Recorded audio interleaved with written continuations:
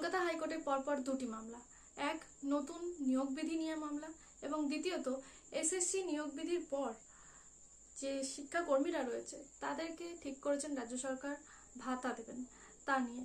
Group সির জন্য 25,000 টাকা এবং গ্রুপ ডির জন্য 20,000 টাকা মাসিক দেওয়ার ঘোষণা করা হয়েছিল। কিন্তু মামলাকারীরা বলছে যে কেন শুধুমাত্র এই চাকরি হারারাই ভাতা পাবে, যেখানে কোর্টের নির্দেশে তাদের চাকরি তারা হারিয়েছে, তারপর কোর্ট তো আর তাদেরকে কোনো রিলিভ করার সিদ্ধান্ত দেয়নি, তাহলে কেন রাজ্য সরকার কেন এই পদক্ষেপ নিলেন? এবং যারা যারা ওয়েটিং লিস্টে ছিল বা এই নিয়োগে অংশগ্রহণ করেছিলেন তাদের প্রত্যেককেই ভাতা দেওয়া উচিত বলে তারা দাবি করছেন। তারা এই উদ্দেশ্যেই কলকাতা হাইকোর্টে মামলা করেছেন।